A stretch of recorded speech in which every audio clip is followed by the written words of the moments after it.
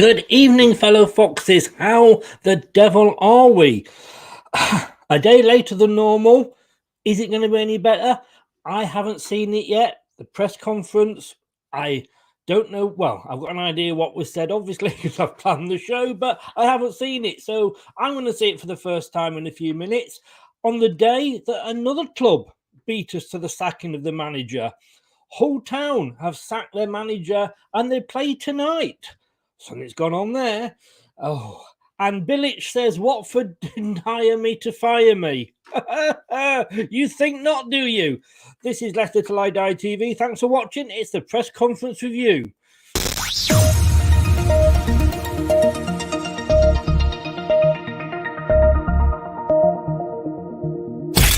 You are watching and listening to Chris and Leicester Till I Die TV on YouTube and your favourite podcasts.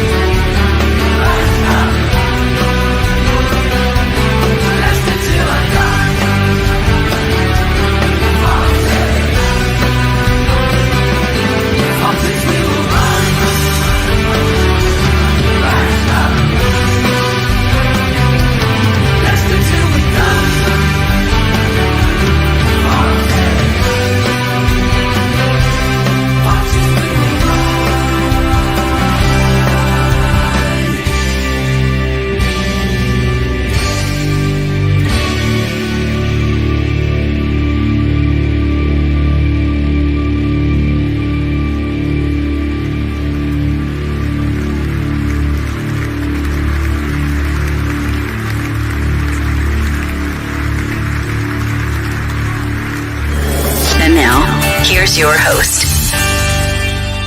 Right, Chris.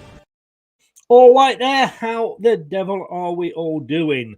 Rogers, Leicester owners backed me to turn this around. Says there's been no conversations with the Leicester ownership over the international break. And you think that is the owners trusting you and backing you to turn things around? Let's welcome Brad in and see what he thinks. Good evening, Brad. How are you? I'm not too bad, mate. How are you? I'm not so bad, not so bad. You had me panicking there for a minute. I'm not going to lie, but welcome along. You just like to see me empty my bowels, don't you? Not every day, but some days, I like to mix it up. Yeah, well, in fairness, it's probably not at the top there of viewing sports, is it really? But talking of viewing, have you seen the press conference? No, I have not. And in regards to Rogers' question in statement saying that the owners haven't spoken to him over the international break, well, they're currently watching Leicester's, were watching Leicester's sister club. Attended a game out there, so they haven't been around recently either. So no, I don't know, it wasn't an official site, it wasn't a well-known, whether you like it or not, the Sun or the Daily Mail or the Telegraph, the Guardian, or a reputable TV company. It was some football site that said that Top was flying in to have talks with Brendan. And I had to comment because somebody tagged me in it on, I think it was Twitter or Facebook. And I said, well, how can he be flying in to do that when he's flying to Belgium first? Yeah, exactly. Do any of these places ever check their sources? I don't know. No, all they do, mate, is they take a chance. They get wind of the owner taking a journey and giving our form and recent, they're going to ponder it to come and speak to Brendan and then look foolish when he ends up in Belgium. I guess he's hoping to at least see one of his sides win this week. Well, yeah. Yeah. Commiserations to the ladies. We were able to cover it last night, but they lost to Everton ladies 1-0. So, Chris, it was gutting. It was the 94th minute, and she didn't even need to try and make the save either. In the end, it was going wide after it was gutting. Was it a dive? In off? Was it? Well, no, it was weird. it was Danny Ward-esque clanger, if I do coin the phrase. She initially, obviously, look, from a goalkeeper's perspective, I feel sorry for her because it's one of them saves that you're not quite sure if it's going to go wide, so you don't want to look foolish and flat-footed if you know you could have saved it. And in the end, she made a save to it that she didn't need to, and it was an empty net that had bundled it into. And in the 94th minute as well, Chris, away from home, they had. I don't think they. I could be wrong, but I think the women's only managed one draw last season. I think they were all wins that kept them up. I could be wrong. Well, but bad luck to the ladies. We will see how they get on in the Continental Cup this Sunday. So it's a break from the league, and they travel back up to Lancashire to Blackburn Rovers, and we will be covering that from 1:30 on Sunday. Yeah, and I'm hoping that's a bit nicer to them because last year, if memory serves me right, they were in a group with Manchester City and Manchester United. Oh, I think we've got Liverpool. I know have won this season. Yeah, Liverpool are newly promoted to the division. Unlike their glory Liverpool, the women's side have a bit of learning to do. They've come up this year. They came up as champions. Although they did beat Chelsea in the first game. Yeah, Chelsea they did. They had a shock win over Chelsea in the first game. So, hello to Leicester fan. Like I say, we are doing fine. Scott is in. Good evening, Scott. Apologise for not being on for a while, mate. You do not have to apologise at all. It does not, we're just pleased to see you when we see you. And as he's saying, please like to both channels there. Terry, hi guys. I've all heard the conference in full enjoy. I'm sure you have. Hello, Chris and Brad, says David. That's a big mug of something nice there, Chris. Coffee. It may well be coffee. But as it says on the front, I don't know if you can see that at all. I'd rather have a beer. Too many tablets at the moment. But here we go, Brad. We're going to play the whole conference through, 20 minutes. And then what I'll do, Brad, is I'll come to you with certain comments and we'll discuss them. Yeah, no worries, mate. Brilliant. Here we go. Oops. Here we go again. Yeah, what we had, Wilfred Ndidi came back early, but he's looking really positive. Trained this morning, so he hopefully will be fine. We had Dennis Pratt had a few days where he was struggling, but again he's come through the last few days well and look good in training. So I think we're okay.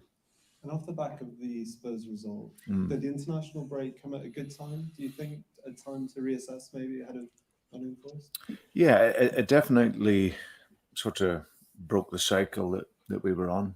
Tough summer, tough start to the season with the games, but also gave us a chance to reflect on the performance. And despite the scoreline, there's lots from a coaching perspective we could look at and analyse that was good in the game. And if we can organise a little better some of the small details within the game, then we believe that we can really push on in this next set of games. And James Madison said afterwards that conceding again from the set piece, he said if you would have said how many hours we've spent on the training ground defending set pieces, he was quite gutted. What do you think's missing from the matches, from what you're working on the training pitch? I think when you're on a run of games where you're not winning, then of course your confidence can be affected. But I look at for large parts of that game, up for 72 minutes of the game, when it was at 3-2, we were still very much in the game and defended well. We're tight. We're together. And actually, when the game opened up, it was actually from us, but it was from a good place.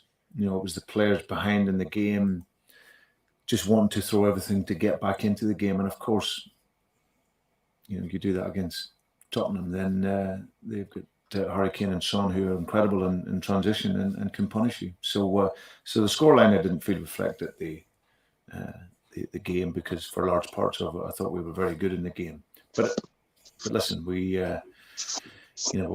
can't deny we were disappointed with the two set pieces. Like James said, we do hours of work, study, analysis, work on the field. But it's been able to take that into the game situation, because apart from those two moments, we didn't concede so much, especially in the first half. And because of the run you've been on, Brendan, have you had any conversations with the ownership during the international break around how you can improve results on the pitch? No, I haven't. But the ownership trust me, and they expect that I'll turn it around. And if they don't, they will tell me. Our conversations are very open and honest, and we communicate well. I've seen Top a number of times, and we speak when he's over. So, but I've had nothing but support from the club. But I also understand where we sit, and this is why we look forward to the game now on Monday. And just final question there before is, what have you made of their start to the season, and what have you made of their transfer window as well, signing 22 players? Do you imagine as a manager that could be quite hard to integrate it into a new team? Very much so. I think it's sort of contrast really in terms of where we're at with the two clubs in terms of signings and whatnot. But listen, it's always difficult. That first year back in, I've never experienced that myself as a manager, and Steve done a brilliant job there to take them from where they were to get them into the Premier League, to then create a cohesive unit and team with so many new faces is a real challenge. So it's been a difficult start also for them in terms of some of the results. But for us, it's a great game for us to look forward to. You know, what we really owe the supporters on this one. You know, it has been a great start to the season for us.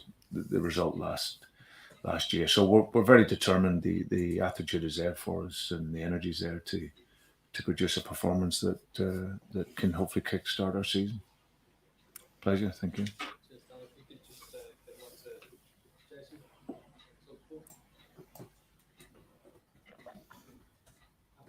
Hi, Jason.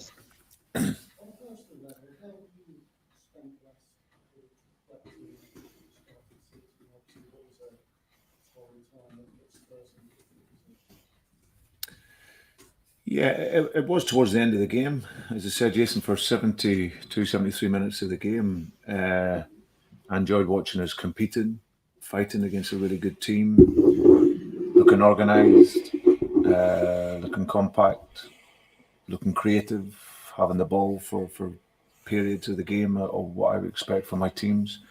And of course, the final 15 minutes, you know, that's what you analyse when you come away and look to see where we can be better in those moments. So like I say, there was no lack of energy or fight from the team, but we got punished in the last sector of the game against a top quality opponent. So our analysis has gone into that. The players have worked well, the players that have been here over this off period, and it's been great to get them all back in together. And as I said, the Monday gives us an extra few days working with them, and having them all back in today, training and working together, they look very good. You mentioned to Sky just a moment ago about defending well against Spurs. Is that difficult I'm finding it difficult to understand, given you conceded 6 goals, 5 before that, and 22 in 7 games so far. So how do you come to the conclusion that you've defended well in games? No, I said that we defended well in that game. You know, there's obviously key moments which I've spoken on where we've conceded from the 2 set pieces, like I've said. That's a static, basic challenge in the game that sadly for us we weren't able to defend. But in lots of other moments of the game against a good team, I thought we pressed the game and defended very well. But we were opened up a little bit in the last 15 minutes of the game, purely in our endeavour to try and get back into the game. So that's what we need to manage better. But yeah, the other games, I've spoken about those before. We haven't defended well enough, of course, fundamentally. Over the course of the season, I mean, hindsight's always a wonderful thing, as you know. Do you have any regrets about what you've done so far this season in terms of, you know, decision making, maybe in game, before games, in training? Anything that you look back on and think, I made a mistake with this and I could have done better? I always am self-critical and will always analyse my own performance before everyone else. So I suppose in training, you know, where we analyse the training and within the games, absolutely. So that's always constant. You're always looking to see where you can improve. A wise person told me recently about trying not to anchor yourself around negative people and try and be around positive people. Do you follow that kind of advice? And who do you draw strength with? Who do you draw strength from at these difficult times, Brendan? Because obviously, you are talked about in terms of your position, how the results have gone, but how do you seek strength at this period of time?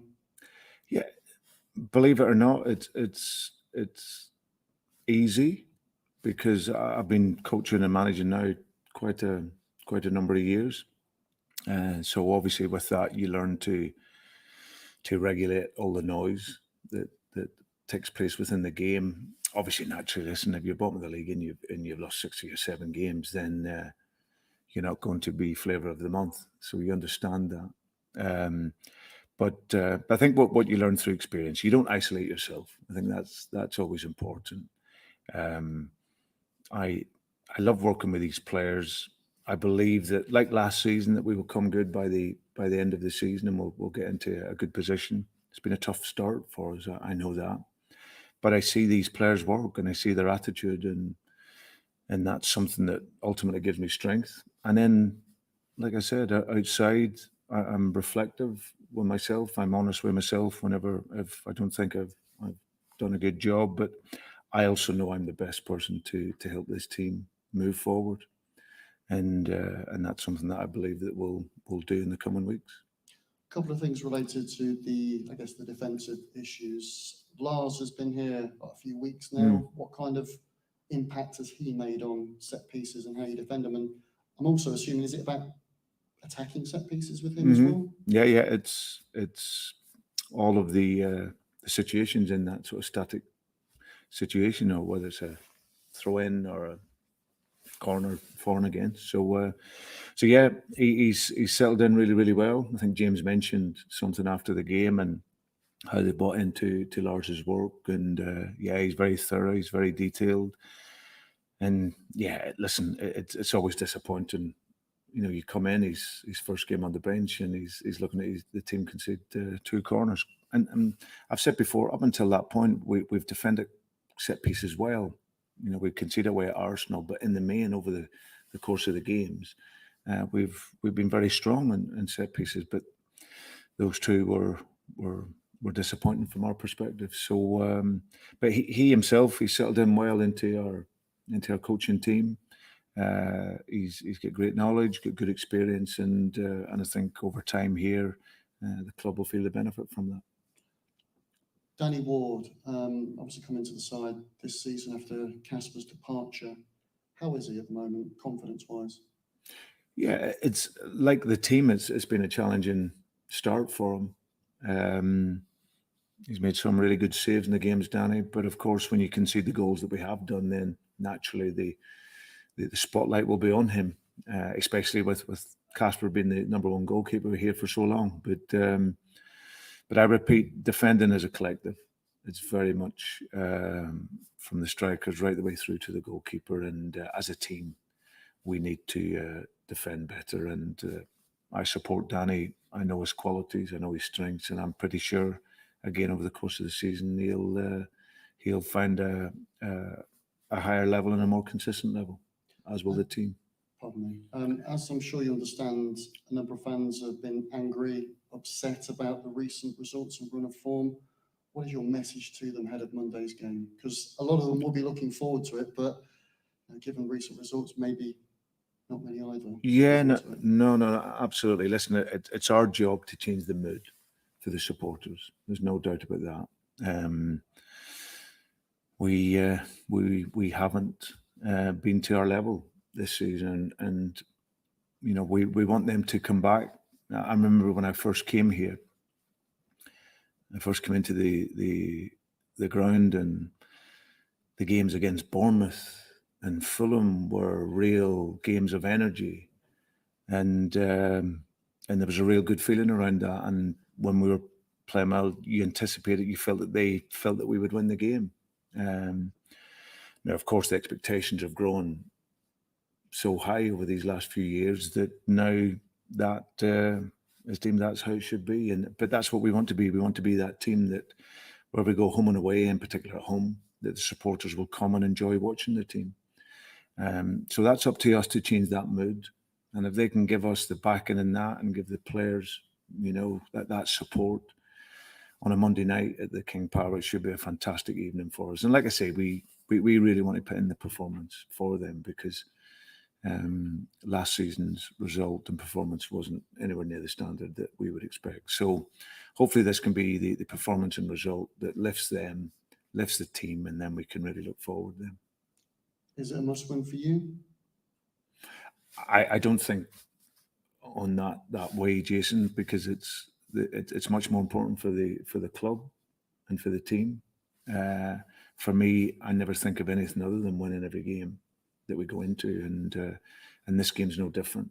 We will train well, we'll work hard, we'll be prepared, and we'll give everything in the game on Monday, and let's see where it takes us.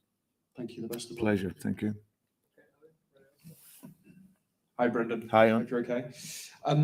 You mentioned last season's game against Nottingham Forest. I wonder, when you look back on it, and when your players look back on it, and about how they feel about that night, and how you feel about that night ahead of this game. Yeah, it was a challenging day. We didn't perform. We actually started the game okay, in terms of our fluidity, but we didn't defend well enough and strong enough. That's the reality. We were just nowhere near the level that's required to win the game. So yeah, it was a very, very disappointing performance. But now we have an opportunity to get the result that we would want in the first game of a Leicester Nottingham Forest game for a number of years. So it's a game that we're all looking forward to. And as I said, that game is gone, and we now got to really look to take the game and bring a real attitude and energy in the stadium to get the points. I remember talking to you after that game, and you talked about how the players maybe didn't have the experience of a derby match, and maybe that was something that maybe they were lacking on the day. Now they do have that experience, and it is very much the same kind of group of players now. How important will that be heading into this game, when perhaps, especially when you consider form and the table as well, it might even be a little bit more important? Yeah, well, there's no doubt at this stage. Every game is important. It's especially when you're searching for that first win. But I think the experience of the last game will let everyone feel the importance of the tie. It was we didn't do anywhere near enough to win the game, or have that desire and passion that you need to win the game. So, but this is a totally different game. It's a new season. The players will be ready for it, and they'll look to get the result that we want. You mentioned already about a sense of maybe owing the fans for that day. Is that a conversation that has to be had, or is it something that's just kind of collectively known and doesn't really need to be spoken about? No, we'll speak about that more closer to the game. But there's no doubt we want to obviously do it for our team and for the points, but ultimately you're playing for your supporters. So and on that day we didn't do them justice at all. They gave us great backing, great support. They were there in the thousands, and we didn't turn up. So so for this game, we will be ready for that, and I'm sure the crowd will be ready as well. So that connection and that synergy between the two will hopefully provide a brilliant atmosphere and allow us to play our football. Final one, Brendan, but you've been involved in some massive derby games in your managerial career. But in terms of significance and maybe the kind of storm that's brewing around this one, how big does this feel for you on a personal level? No, listen, they're all big games, and any derby game, having been involved in the ones I have, they're always very, very important. But yeah, no, this one feels significant because of our position and what's gone before. So I'm really hoping that we can look to go and perform and get the win, which I think will be a huge shot of confidence for the players. Because, like I say, we should have won up until now, but the reality is we haven't. So now we have a great chance in a local derby game at home to go and collect the first 3 points, and it won't be easy. But that's our challenge, to go and embrace that and go and show the qualities and just try to consistently do it over the course of a game rather than 60 minutes or 70 minutes and get the job done. Brendan, very best of luck on that. Pleasure. Thank you. Thank you. Thanks. Hi, Brendan. Hope you're well. Yeah, good. I know that you've answered so many questions on your future here. Yeah, it's no problem. But the flip side of the coin is I would imagine you yourself have to be happy. And I'm wondering if you are happy here after what's been a really difficult time for you, but also if the club matches your own personal ambitions.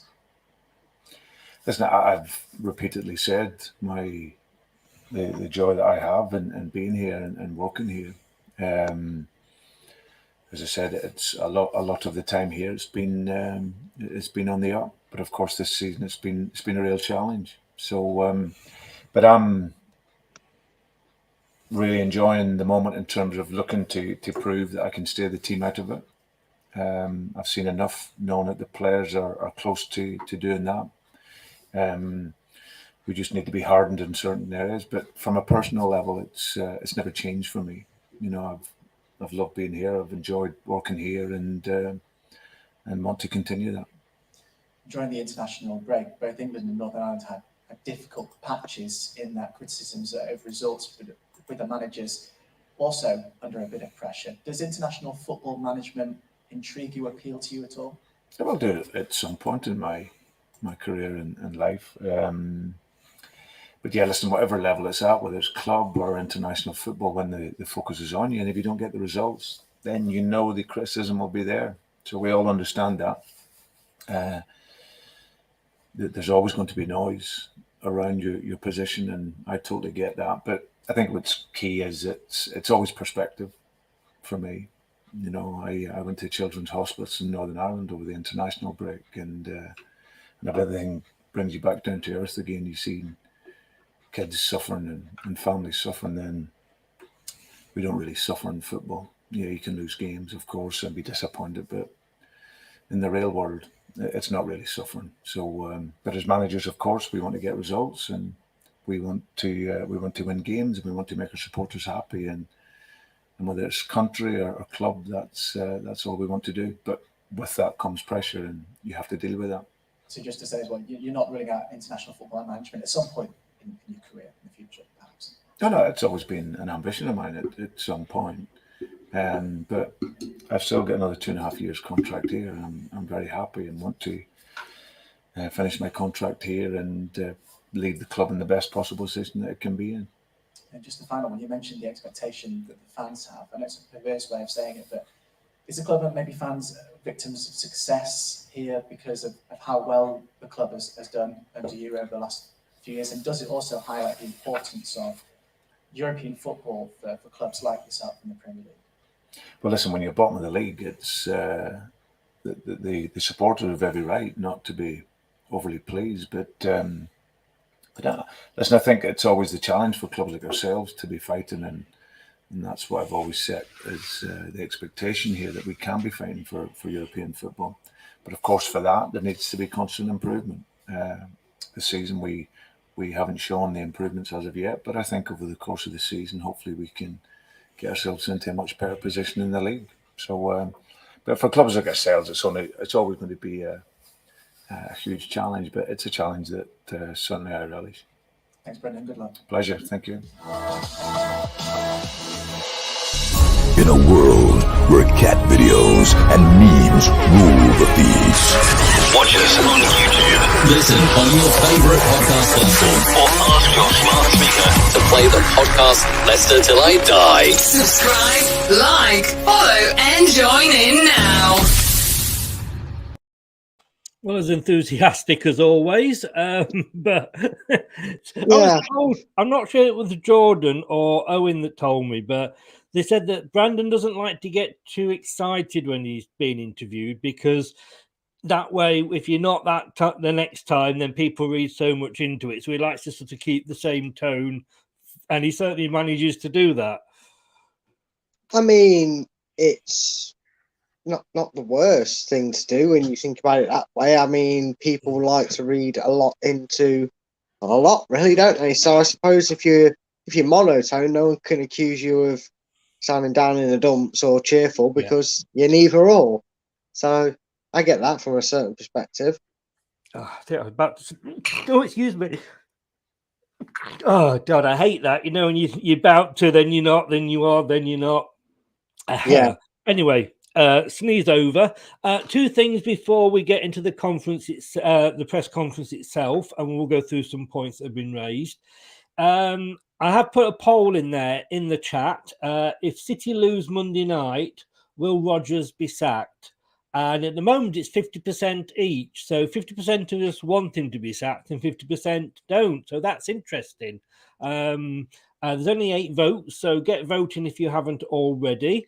The other question I'm going to get you, which is actually a question after I wrote it down that Scott made a point about, it would just be like Leicester to beat Forest and then go on and lose the next few games. We're both at out. I think that's fair to say.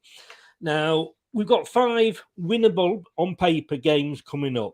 That's 6 games. So that's 18 points we could amass before we face Man City. If we get, or what do you think? I mean, I've written 12 down. If we get 12 points out of those 18, would I be happy for Rodgers to carry on? And I've probably got to say, in the overall scheme of things, yes, because the reason I want him out is because we're not winning at the moment. But if we do start winning, would you change your mind, or would you still be, well, no, he's got to go, whatever? No, I don't think it's respective of changing your mind, because most of the time when you get to that decision of no longer backing the manager to be the right man to take the club forward, I would still be reserved. I wouldn't be as irate about my lack of faith in Rodgers.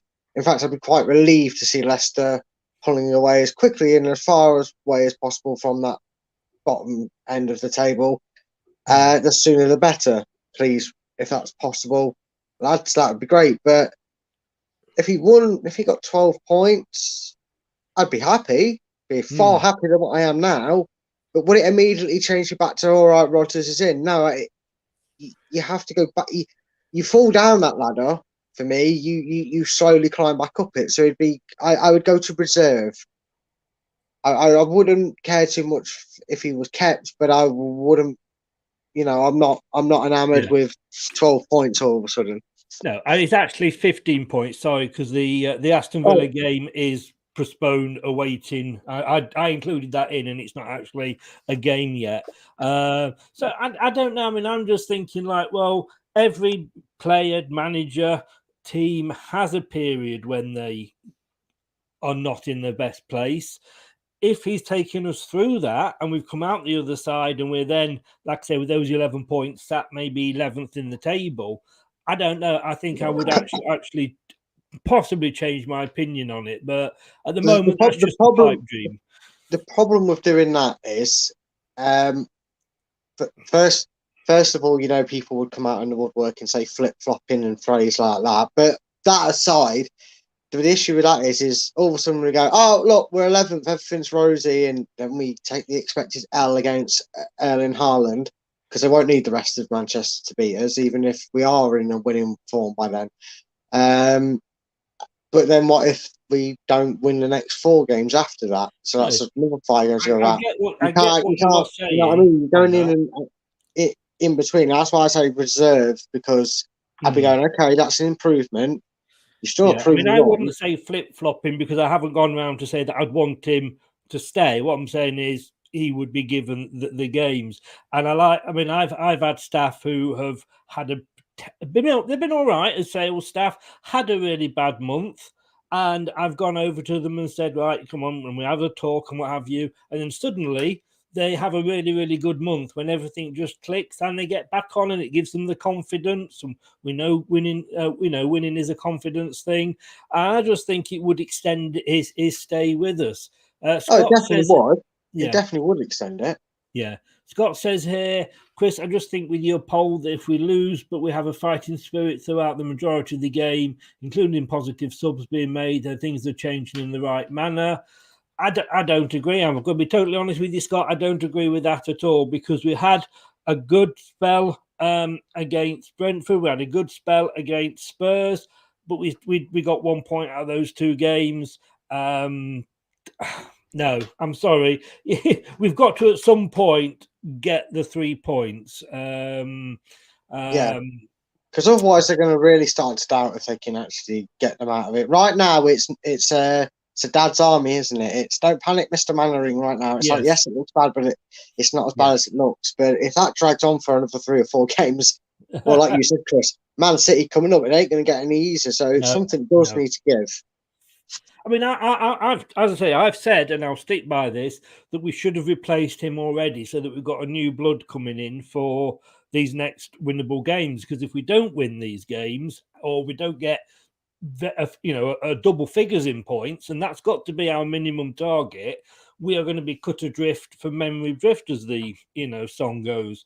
But he's here. We've got him. We'll see what happens game by game. Spencer saying here, I don't think Top's decision of sacking him will just depend on the result on Monday. I think it will also depend on the display. So I don't know. I mean, if we play badly and that ball goes in off Vardy's arse, then I think that does change things, because it's that look that you think, finally, because once you've got that losing and that albatross around your neck, you haven't won yet. We've seen it all the time, that it's hard to get out of that, isn't it? Yeah, it is. And whilst that's plausible, and I would say our owners are a bit more involved in common sense, we have seen that getting a win or a really shock, a positive result, sometimes isn't always enough. Most notably, I think 2 teams, same opposition, funny enough. I think it was Norwich, got a draw against Man City, or maybe even beat Man City. I think, and Falk was sacked. I think Salvan Bilic, when he was manager of West Brom, I believe he got a draw against Man City, but was still sacked. And sometimes you see these occasions happen, and I think both occasions followed suit. They were sacked and replaced quite instantaneously, or at least the ball was rolling with the person they wanted in, was happening very quick. I think Dean Smith may have took a few days or a week, but it was pretty much easing the discussed in terms of conditions. And Bilic for Allardyce, I believe it was almost instantaneous. Funny enough, with what happened at the Watford merry-go-round. They didn't even wait an hour, the poor bloke. But that can happen sometimes. So the performance might still have a bearing on it. I'd be happy if it went off of Vardy's left butt cheek in the 96th minute and we won 1-0. I just don't think the performance buys him any time, because are we still going to say we've got 2 draws out the next 5 games, but we've played really well? I mean, at what point are we still saying 28 games into the thing when we can't get back? Yeah, but we're playing well, but then we're not winning. And Gray, I'm sorry, this is a rhetorical question. Sorry. And then Gray always saying we can score no problem. I would again disagree with that. I just want to fit this question in with you, Brad, before we go on to the conference itself. Rhaegar, watching on Twitch, good evening, sir. How are you? Welcome along. If you're new on Twitch to following us, give me a follow on Twitch, LTIDtv. You've obviously found it because you're watching there, and I'll give you a follow straight back. Could you comment on Soyuncu? Soyuncu's been a problem at the club for way longer than people actually think. It probably goes back to the first so-called bottle job / capitulation, as people want to say, even though, yes, in terms of where we were and not being out top 4, it looks that way. But in terms of what we are as a club, the fact that we were even competing for top 4 was an absolute punch above weight. And it seems that the problem's not been able to resolve. Brendan's tried putting an arm around him. He's trying being supportive. And he's probably in a way felt like he's had that thrown in his face, because when he was needed the most, probably, i.e. the start of this season with Fofana, he hasn't been willing. He wants to move, and that's it, end of it. And whether he's not done it's the greatest deal of... Oh, Brad has frozen there. I will say on to that is that I like Soyuncu, and it's funny that he can go from being in a team that's bottom of the league and the manager going, "Hey, I'm stubborn. I don't like you. You're not performing as well as I want to in training, so therefore you're not going to play." To being transferred to Inter Milan, and in 2 weeks he could actually be playing in the Champions League. Now, if you're not telling me there's something, sorry, you totally froze then, Brad. Yeah, I don't know what the hell happened with my phone there. I If apologise. you're telling me that it's normal, I mean, again, let's just take a few points here. Gray says Cags was rough last season. Look, it is well known last season that all our defenders were going through problems. Soyuncu was being asked to play when he's in what they call that red zone.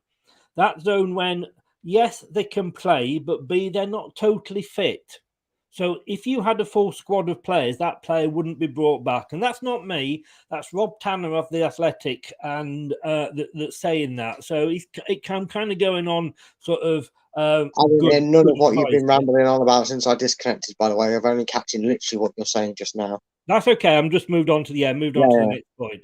So, yeah, he was bad last season, but then he was only playing...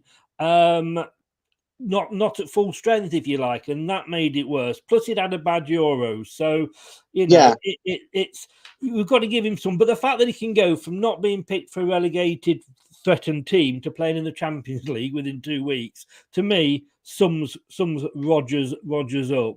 I disagree.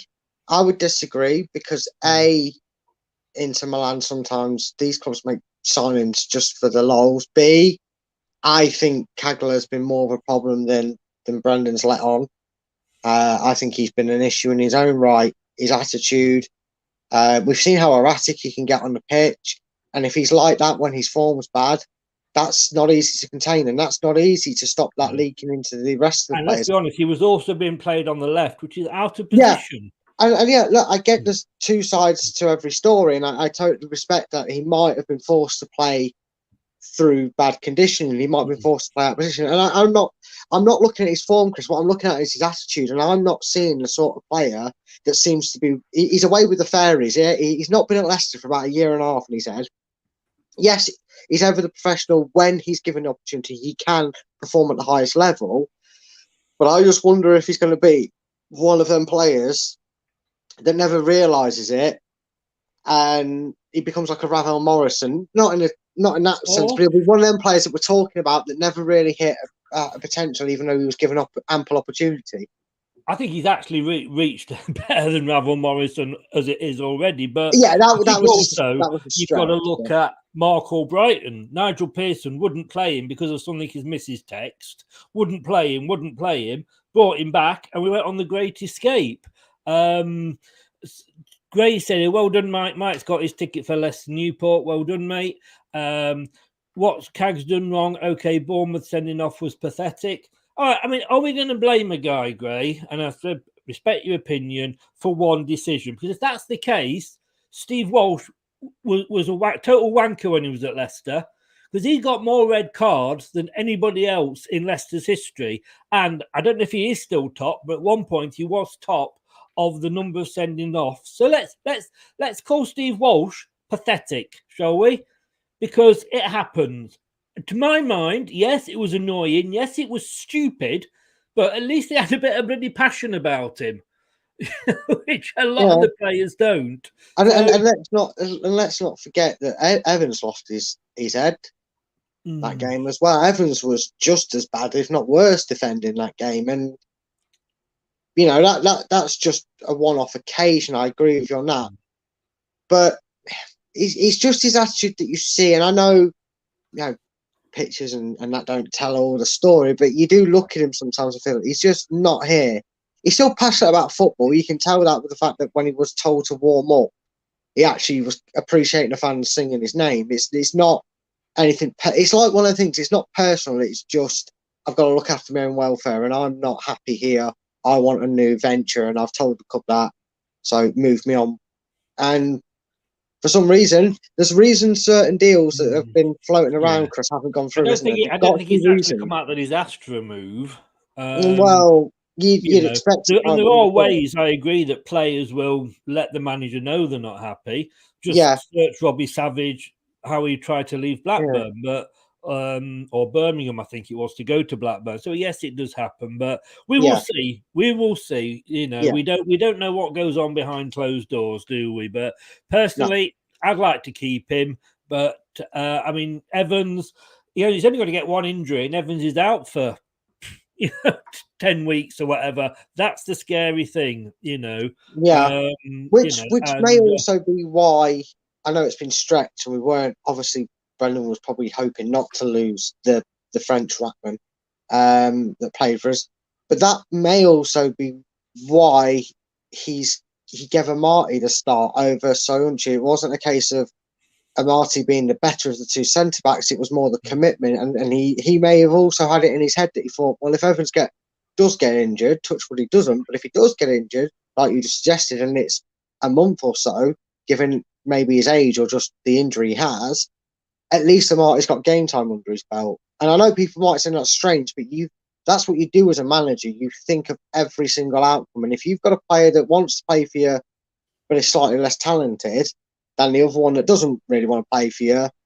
but is more talented, you've got to make a few people. You've got to make the decision. You've got to make that decision. Which comes out as the better percentage. Yeah, one's going to be unpopular for a different reason, and that's just how football is. Yeah. It was one game though, Gray. Let's not crucify a player for one game. Do we crucify Schmeichel because he gave away a penalty one time? I could say, look at Steve Walsh. I mean, there's times when we've just got to say it was a game. I was at that game, and to be honest with you, when we went 4-0 down, I think it was, had that game gone on for another 20 minutes, we'd have got something from that game because we were all over them. But unfortunately, we did have that awful, awful start. And I'm going to move on after this very, very, because we haven't even started on the conference yet. But back passes which were boneheaded and missing tackles are all he's doing. There's nothing fickle like football fans, is there? I mean, you don't love being one. And I don't know.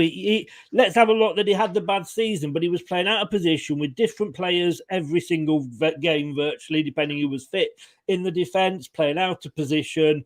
How many times has he saved us? Anyway,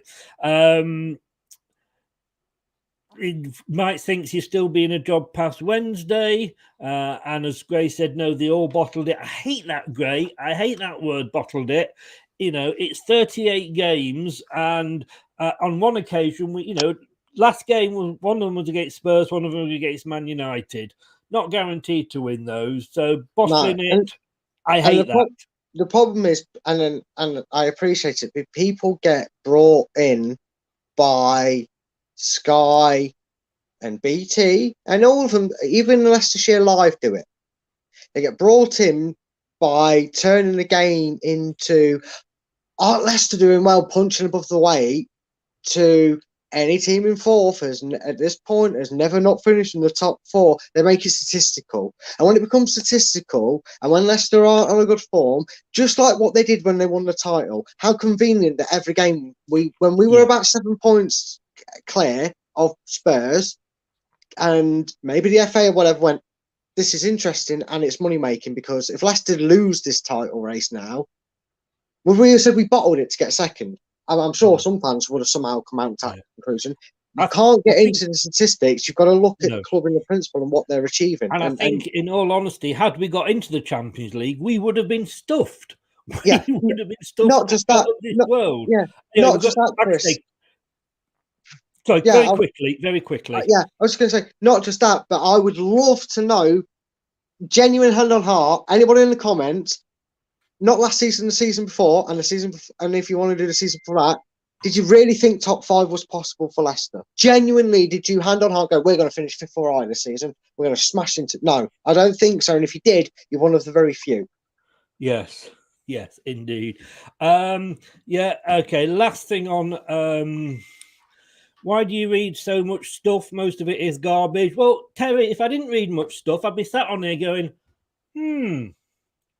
And what do we talk about now?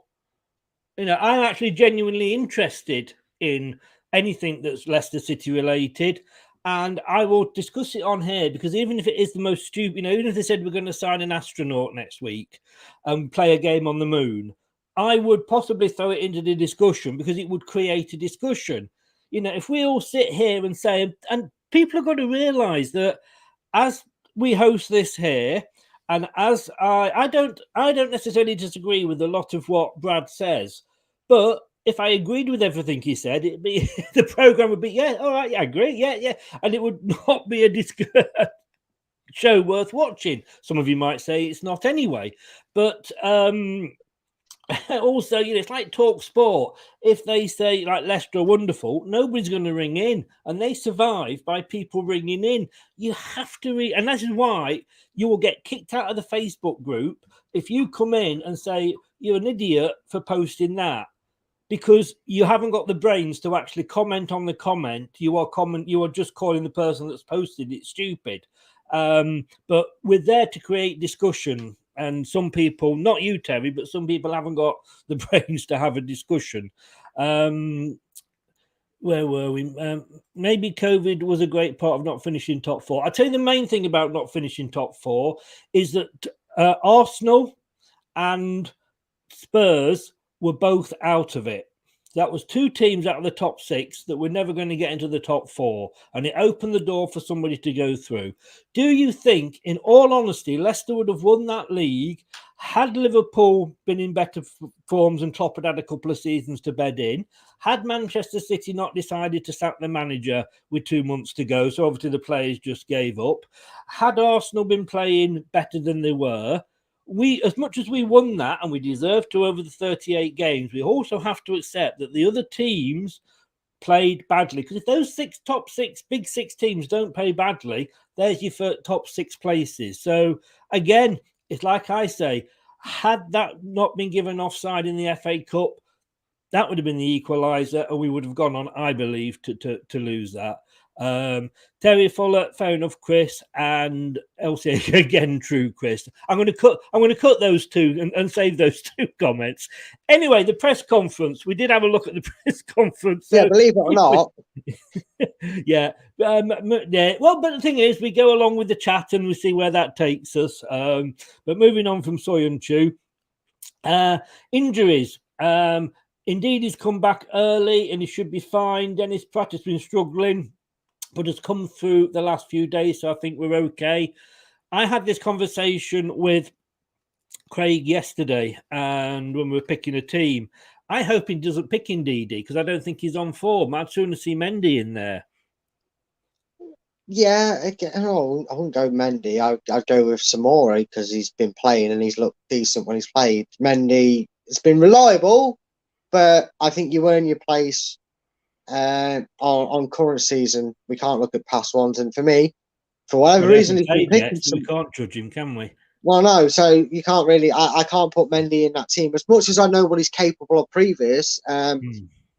Take it on a fresh slate, as we tried to do. That's our approach here.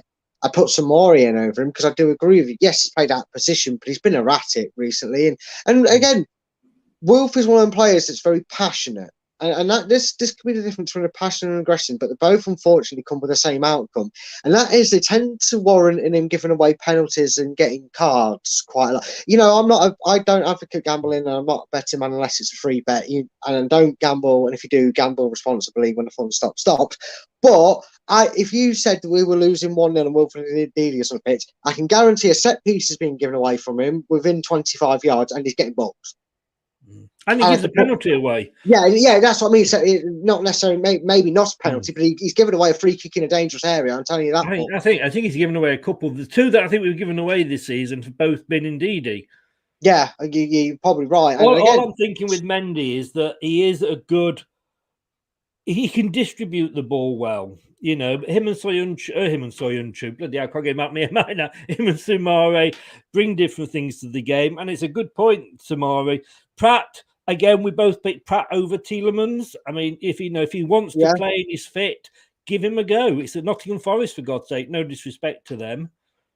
Yeah, and again, if you're gonna you're going to go through that process, and you want to give the players, the warrant to do it, I think we've got to start laying down the law with Telemans. We've got to say, look, this is no longer a slow patch for you. You need to show what you can do on a football pitch, because I've got a hungry player that wants to wear the shirt probably more than you right now, considering he's got a contract with us and you refuse to sign. Yeah, maybe we have to be a bit more, he has to be a bit more tough love with him, and that will motivate him. Because if not, I'm right with you there, Chris. I'm saying Dennis Pratt should be in that side ahead of him. Again, not talking talent, I'm talking commitment, because we know Yuri does have talent there and bags of it. I'm not saying he doesn't, just because he won't sign a new contract. We're not going to lie and sit here and tell us we haven't got a very good player on our hands. But Dennis Pratt ain't a bad substitute. He's Belgium. You know what I mean? It's got the same effect. Yeah, Terry says here, and we're going to discuss Ward later because it comes up in the press conference later. But we've got at 9 o'clock a show. Brad's back at 9 along with David, and we've got question time. And as you know, the question time show is always dictated by yourselves in the chat, the questions you ask, and we always start off with the first question, and the first question that is going to be put to Brad and to David is Ward or Everson. So it'll be interesting to see. So check that out, 9 o'clock on Leicester Till I Die. Good timing for the international break was the next thing. I've got a theory about this, and hear me out on this one, because a few people have mentioned it, how quick we got Rodgers in when Prell was going, etc. Now, I'm just wondering if the international break came up, and we all said, well, I said, great time to sack Rodgers, 2 weeks for the new guy to settle in, depending how quickly we can get somebody in. And then, he's got all those games coming up to sort of try and get us some points. He didn't go. He's still in charge. But I'm wondering whether Top has used that international break to actually sound out certain managers. Dyche has gone a little bit quiet. But whether we'd use those 2 weeks to say, look, this is the position we're in. If we lose against Forest, then I'm going to seriously consider sacking. Would you be interested in coming to the club if that was the case? So maybe he's used those 2 weeks to his best ability. Well, it's like I said earlier on in the show that, a win doesn't necessarily guarantee his job. I'm sure if it's a comfortable 3-0 win, and you're not going to. But do you think Top's used those 2 weeks looking at his replacement? Is what I'm saying. Well, again, that's what I'm saying. Like I was getting to there, is there's no reason to say that's not happening, what you suggested, because there is that possibility that, funny enough, that this Leicester side that hasn't won a game yet goes out on a Monday night and doesn't win again. And if that happens, they maybe want to make sure they've got somebody who's practically there and investing in the job and going, look, if it opens up and it's available, yeah, I'll take it. Just give me a call if that happens. And they've got that. I think that's plausible. And time will tell. I don't think they can sack him. It's hard to sack him. We've got all these games coming up and not having somebody in mind. Because if we go 2 or 3 weeks, because if Rodgers goes, Toure goes, which probably isn't a bad thing, but there's a lot of his staff will all go with him. So it's probably a bad time to have that unsettlement. Being unsettled. I know what you meant. Possibly, possibly. Some managers immediately go, and some managers tell them to stay, do a job, wait for me to find work, and if the club get rid of you, to get rid of you. We know Colo would go with him, but Rodgers seems to be immediate in where he goes, so he might say, "Look, whilst I'm out of work, stay where you are. There's no point you losing your job and losing out on pay if the club are willing to keep you on. I'll give you a call once I find myself new work." Some managers do like that. I don't think I'd want Carlo in charge of the team, though, to be honest with you. No, but that might not be here or there if they do it that way. Like you said, if they've got 3 weeks, they have somebody in charge. And we're not going to like who's in charge either way, because it gets, in terms of experience, it gets less and less. Yes.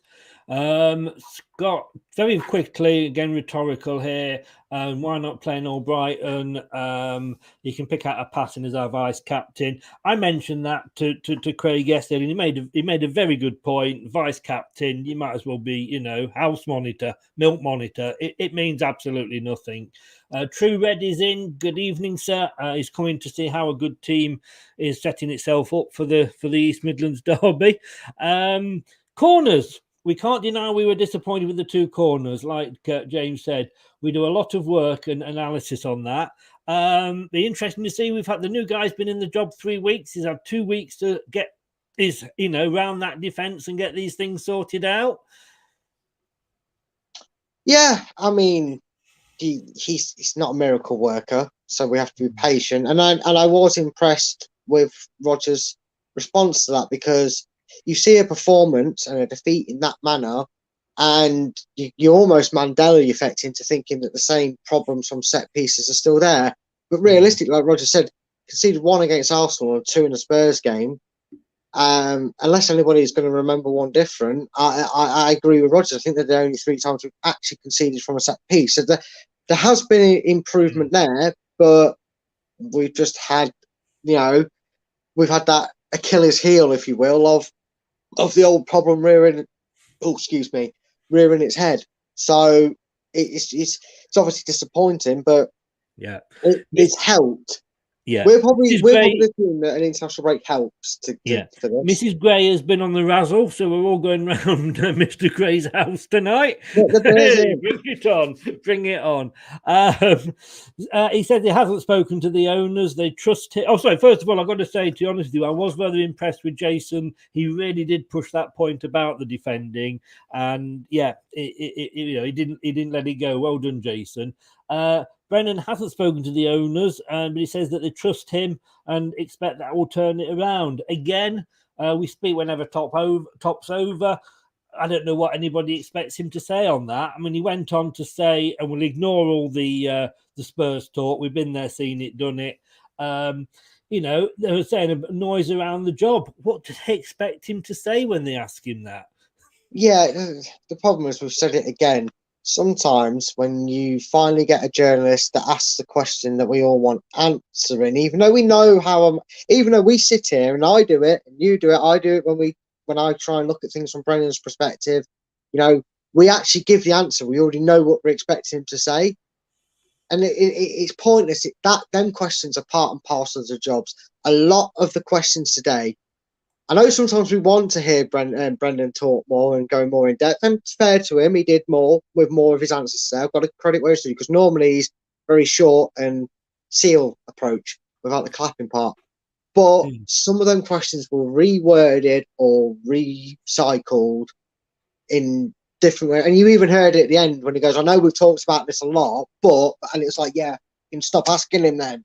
But I get why they do it. That's just part and parcel of the job. And anyone that deals with a press conference knows that. Magazines are the same, aren't they? A magazine interviewed the same superstar, whether they've got the same question they've asked them. So it's just part and parcel of the job, I'm afraid. Yeah. Well, let's hope, like I say, he has had that extra 2 weeks to have a look on it. I'm glad he saw the 2 goals go in, because he can see what he's got to work with,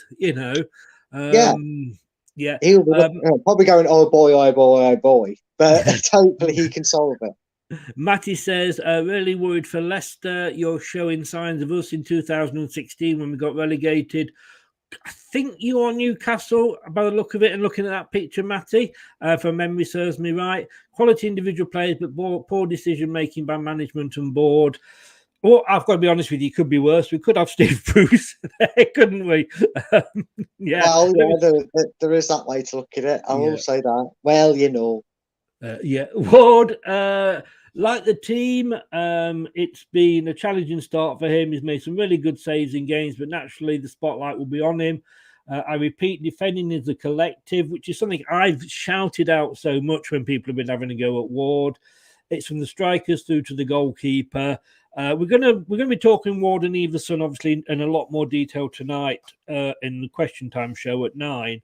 But I just think, are people forgetting the howlers that Everson did in pre-season?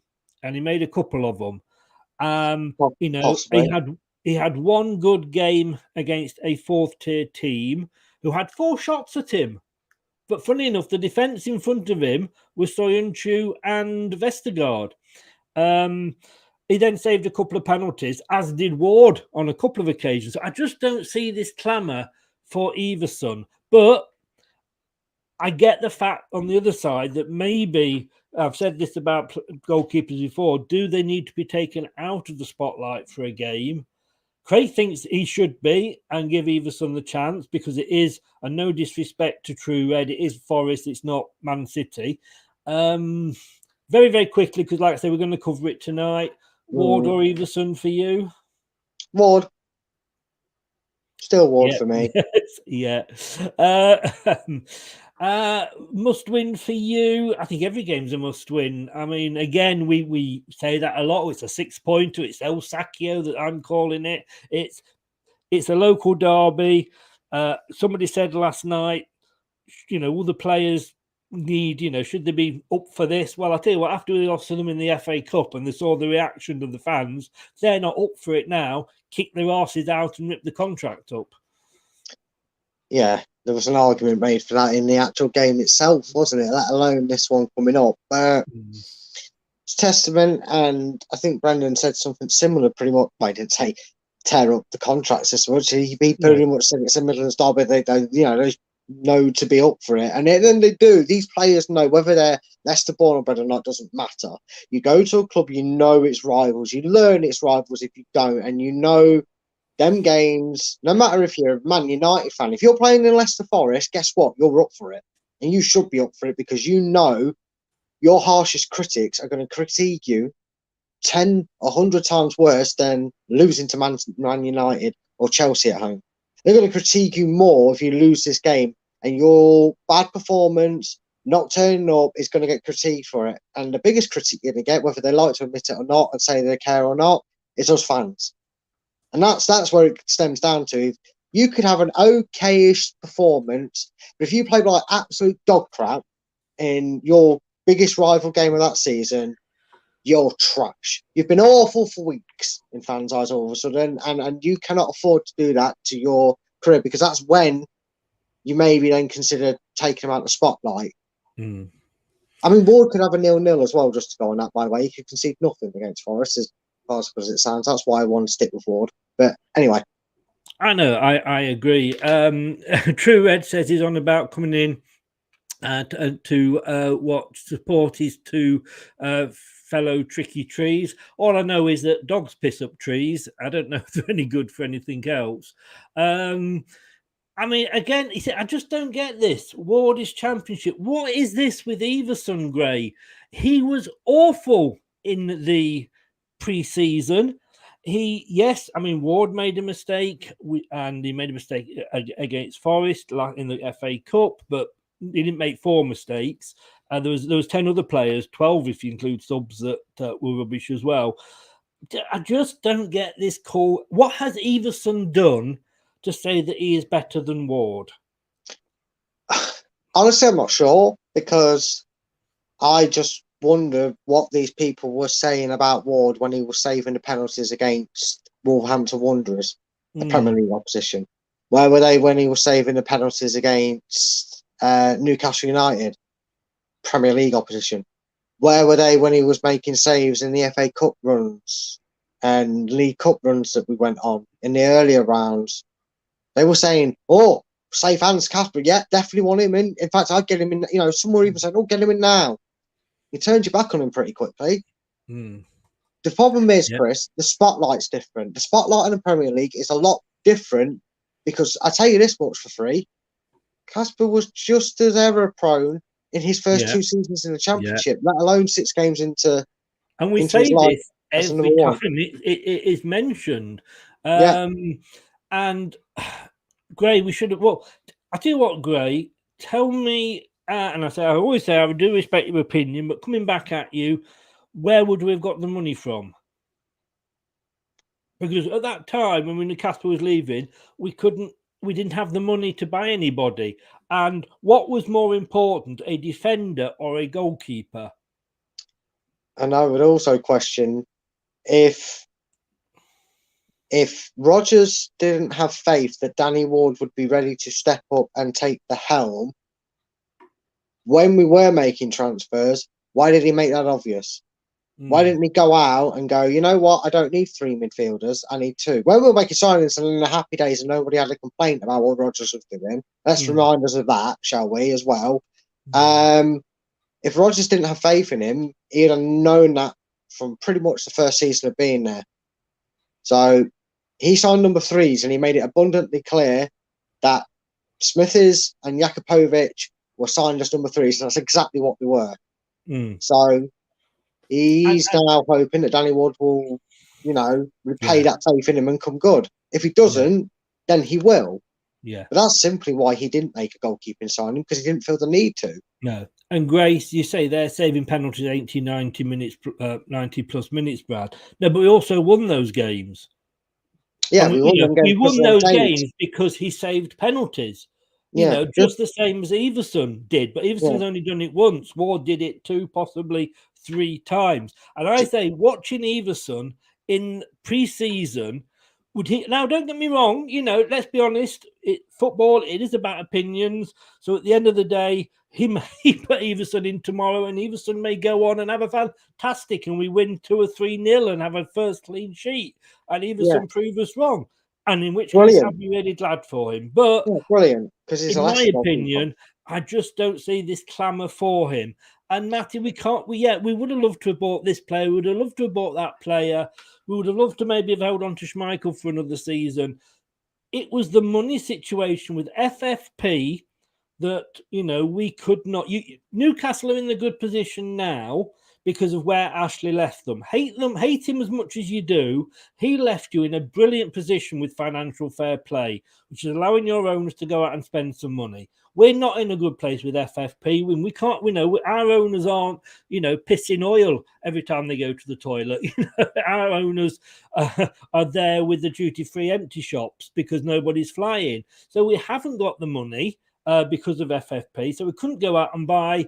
If Gordon Banks was reincarnated as an 18-year-old and walked in, we couldn't have afforded to sign him. So that's the end of it. There's no point saying, well, we should have had this player, we should have had that player. I should be pooing gold, but I don't. And also, you say saving them in an 80, 90-minute game. Well, we wouldn't have won them cup games without Ward in goal. And also, some fans are all very high and mighty to want Danny Ward and call him a championship standing goalkeeper when we're probably cheering him. I'll reverse it then. Were you guys out there that want Ward out after 6 games?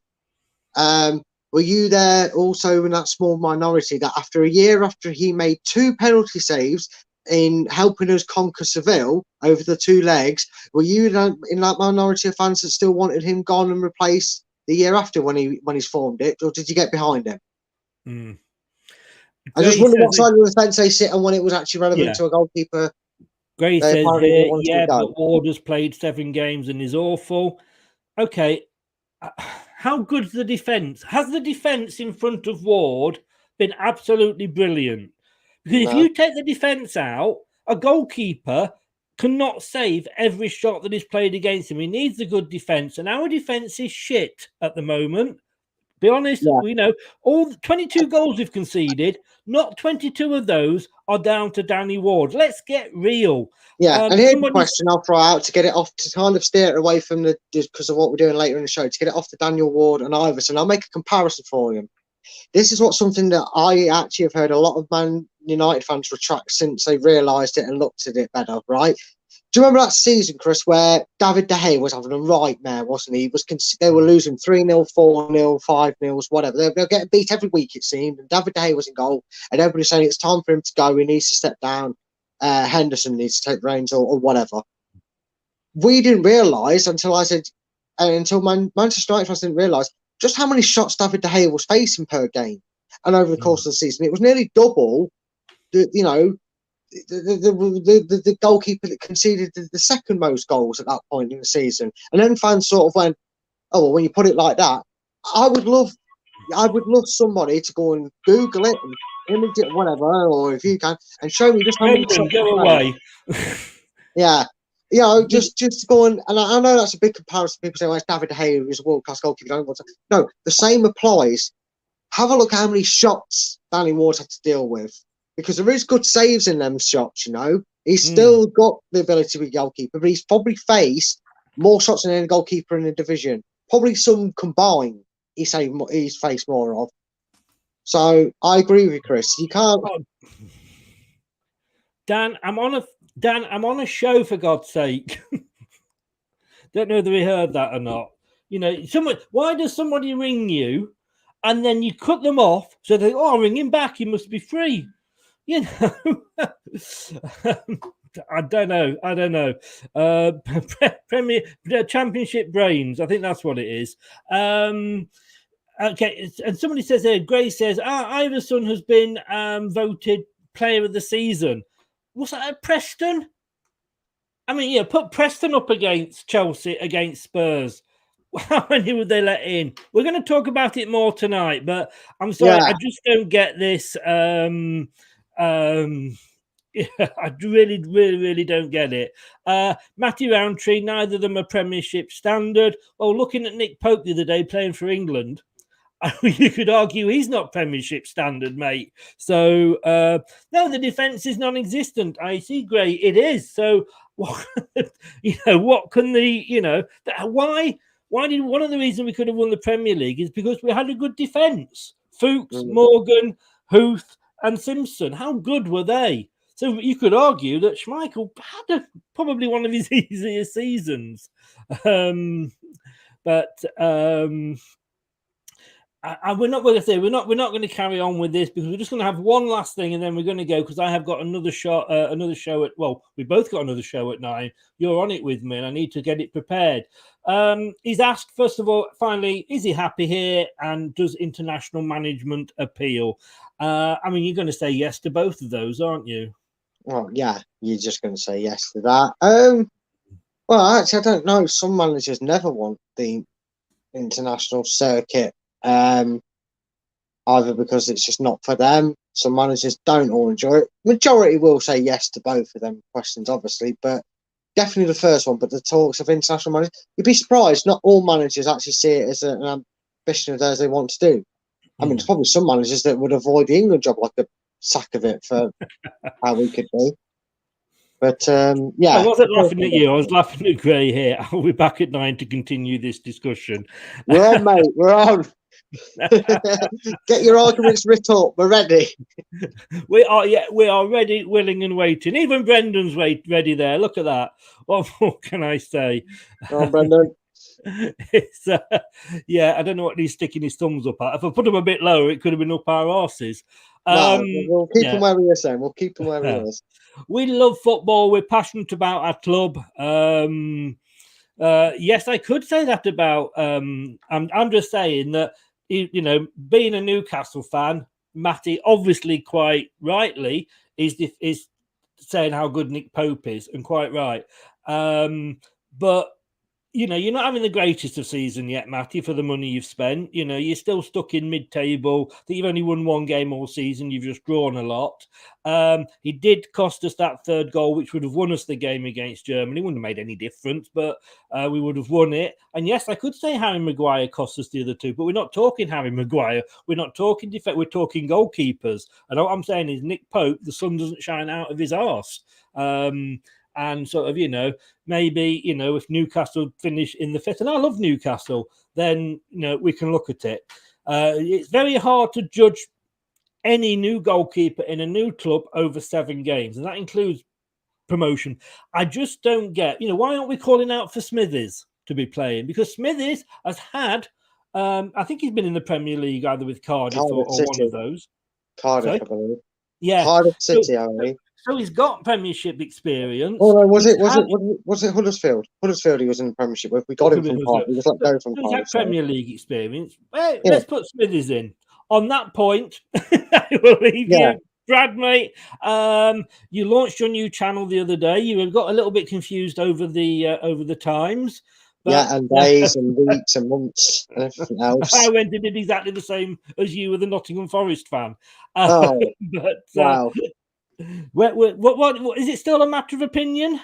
No, the process has been changed. It has morphed into what will now be known as top 10 battles. And summary of it, there is the latest video that will explain it all, but it basically is exactly what it says on the tin. I've got a regular co-host in Dan from Turfmoor House, if you know him. He will be my regular co-host. Chris will be in as and when he is, and depending on the subject. But basically what will happen is each week we'll have a top 10 subject. The first one is football grounds. That's any football ground around the world, as long as they still exist. And just so people don't think I go Leicester, I'm not using King Power. Dan won't be putting Turfmoor in his top 10. Not that he'd put Turfmoor in your top 1,000, but still, he's not allowed to use them anyway if he wanted to. Premises, we'll go head to head, put ours up, let you guys debate which one. I think Brad has the longest links to his. I know. What is it called, Brad? What is it called? It's called Top 10 Battles. So it's just I'm so expressive in how I explain things. I do apologise, but yeah, top 10 battles on Leicester on YouTube. That's what it's called now. Yes, that is the new official name. Yeah.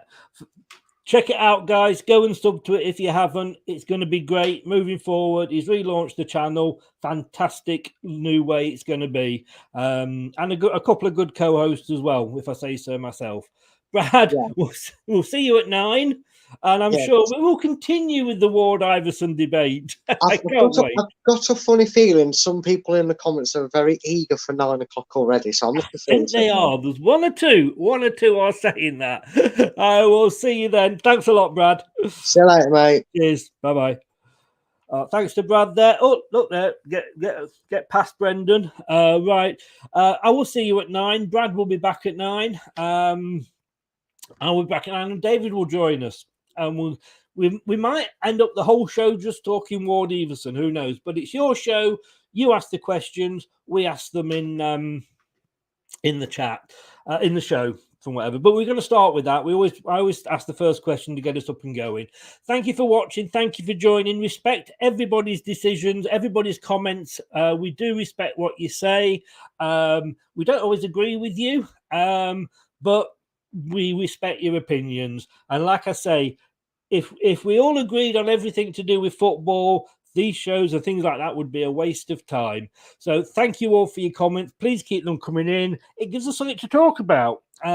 So thank you. And if you've been listening on podcast, thank you very much. You can take your earplugs out now. I'll see you at 9 o'clock. Take care, guys. Please pop in and join us for that one. I think it might just get a bit lively. That's all, folks. Thanks for watching Leicester Till I Die. This is Chris saying goodbye and see you next time. This week's episode has come to an end. But the fun doesn't have to stop here. If you have any questions, suggestions, or feedback, head over right now to Twitter and Facebook and like, share, and get involved. Join us next time.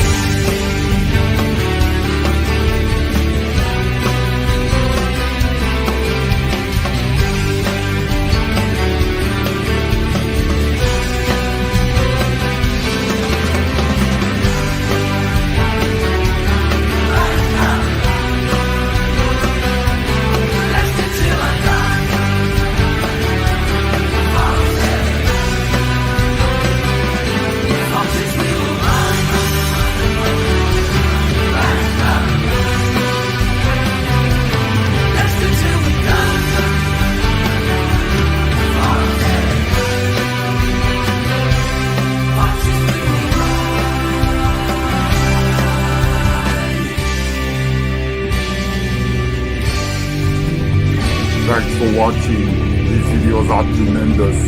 You better like them too, or I'll be back. Leicester Till I Die TV